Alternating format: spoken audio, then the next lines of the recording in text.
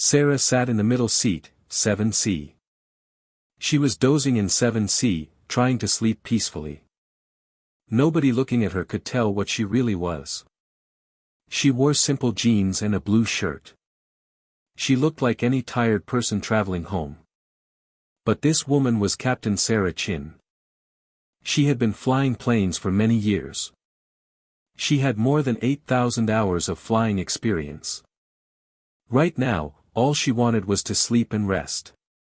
The flight from Denver to Boston should have been simple and safe. The airplane was a Boeing 737. There were 247 people on the plane. Most people were reading books or watching movies on small screens. Some people were sleeping like Sarah. The flight attendants walked slowly through the cabin with drinks and snacks. Everything seemed normal.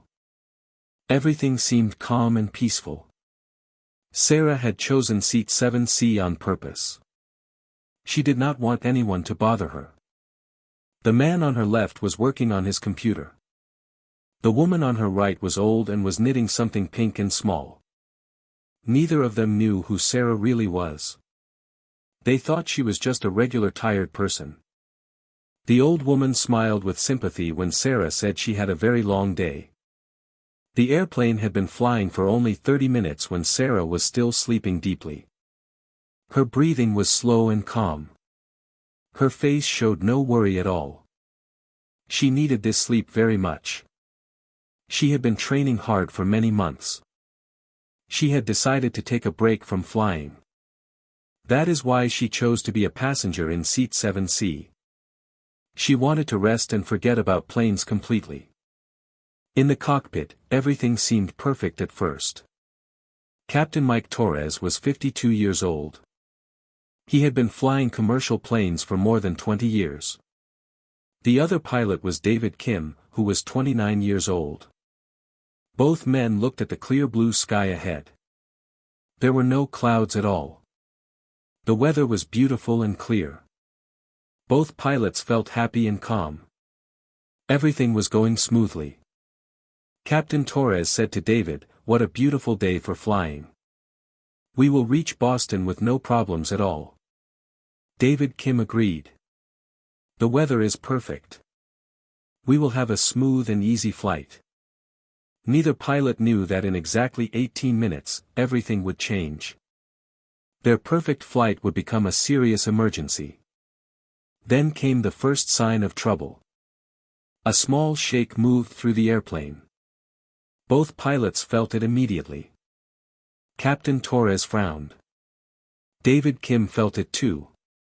It was just a slight shake, like a small bump. It was not normal at all. "Did you feel that? Maybe it is just some moving air in the sky." But his voice did not sound sure. Then a red warning light came on. It was the master caution light. Then another light came on. Then another and another. The computer on the plane started to make sounds like bells. These sounds told the pilots that something was very wrong. "Engine 2 is showing problems." His voice was getting tight. His training helped him, but he was getting scared. More and more red lights came on. The hydraulic system light. The electrical system light. The air pressure light. Many red warning lights covered the control panel now. Captain Torres looked at all these lights with fear. This is very strange. These systems should not all fail at the same time. They are completely different from each other. How can they all break together?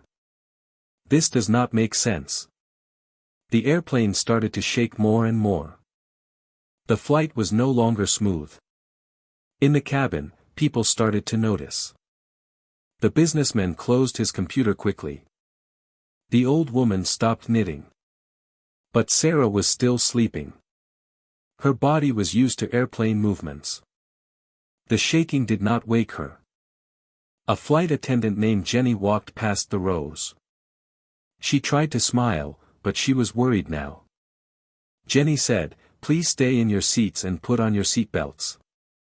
But the bells and chimes from the cockpit made her feel more and more nervous.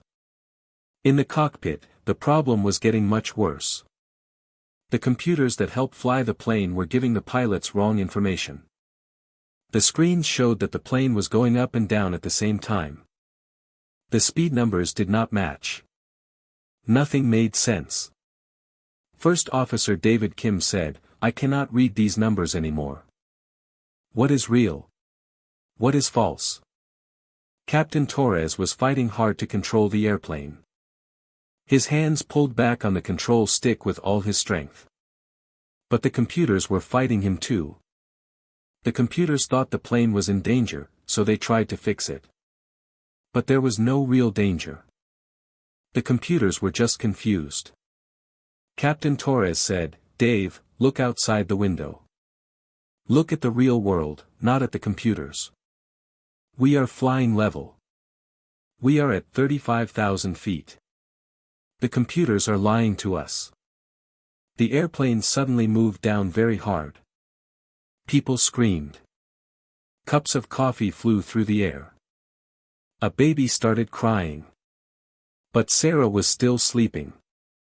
Her mind knew something was wrong. But her tired body would not wake. Captain Torres was fighting as hard as he could. He said, "I cannot control it. The computer will not let me fly the plane." The airplane went down very fast. Like diving from the sky. Oxygen masks fell from the ceiling. These masks give people clean air to breathe. When the cabin air is not safe, people grab the masks with shaking hands. Parents held their children. The old woman started to pray. And finally, the noise and the shaking woke Sarah up. Her eyes opened very fast. Her mind went from sleeping to alert in 1 second. Sarah looked around. She heard screaming. She saw the oxygen masks. She could see the ground getting closer through her window. She knew what this meant. Sarah grabbed her oxygen mask. Her pilot training took over. She was now awake and thinking like a fighter pilot. Then she heard Captain Torres on the speaker. His voice sounded very scared and desperate. "This is an emergency. The computers on this plane are not working. I am having trouble controlling the airplane. If anyone here knows how to fly a plane, please tell a flight attendant right now. Anyone with pilot training. Can anyone help us? Can anyone fly this plane?" The cabin became very quiet. Everyone was looking at each other. Was there a pilot on this plane? Could anyone help? Sarah knew she had to help. She had 8,000 hours of flying time. She had handled emergencies much worse than this. She had landed fighter jets on ships. She had flown through very bad storms. She knew what to do. The businessman next to her had fear in his eyes. The old woman was crying. Everyone needed help. Sarah took off her seatbelt. She stood up with confidence. Everyone around her looked up with surprise. She was just a woman who had been sleeping in 7C. But she stood up like someone who had real power. She stood up like someone who knew what to do. Sarah said clearly, "I am Captain Sarah Chin. I am a pilot. I was in the Air Force. I can fly commercial planes. I have 8,000 hours of flying time. I am coming to help the captain." The businessman's mouth dropped open. A pilot? The sleeping woman was a pilot. Sarah moved toward the front with fast, confident steps. Jenny was so happy to see Sarah. "Thank God you are here." They moved quickly to the cockpit door. Jenny knocked. "Captain, there is a pilot passenger coming forward." The cockpit door opened immediately. Captain Torres's face was wet with sweat. Behind him, David Kim held the controls tightly. Red lights were everywhere. Captain Torres's eyes filled with tears. "Thank God. We have many systems failing. The computers are giving us lies. Sarah looked at the red lights. Then she looked out the window at the real world. Captain, look outside. We are actually in controlled flight. We are at 34,000 feet. The wings are level. We are okay. The computer system is broken. I have seen this problem before. The systems are fighting each other. We need to turn off the broken computer. But that will turn off the autopilot. Your autopilot is trying to kill you right now. Pull the circuit breaker for the main computer. David looked at Torres. Torres nodded yes. David pulled the breaker. Immediately, the airplane stopped shaking. Everything became calm. Better. Much better. But now we have no computer help. That is okay. Pilots flew planes by hand for many years. Mike, can you keep the airplane at this heading? Yes, I can do that. And Sarah could hear hope in his voice now. For the next hour, Sarah helped Torres and Kim. She told them what to do. She looked at the real world. She looked at the instruments. She did math in her head. She knew where the nearest airport was. There is Cleveland. It is much closer than Boston. We should have enough fuel. David called the tower. This is United Flight 847. We have an emergency. We are coming to Cleveland. The tower said, we are ready. Fire trucks and ambulances are standing by. Sarah talked Captain Torres through the landing step by step. Slow down now. Lower the gear. Put down the flaps. You are perfect, Mike. Perfect.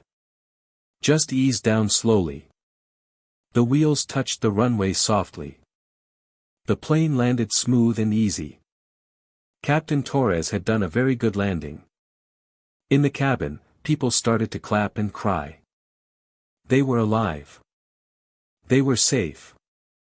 People hugged each other. Children were crying happy tears. Captain Torres turned around. He had tears in his eyes. Thank you. You saved us. You saved all 247 people. We would have crashed without you. Sarah was tired now. But she smiled. We look out for each other in the sky. That is what pilots do. As the airplane door opened, Sarah thought about the day. She had wanted to sleep and rest. But she had helped save 247 lives. Sometimes, being a pilot means you are never really off duty. Even when you are sleeping, you are still a pilot. Even when you are just a passenger, you are still responsible. Sarah Chin had learned this today. And 247 people were alive because she remembered who she was. And answered when the captain asked for help.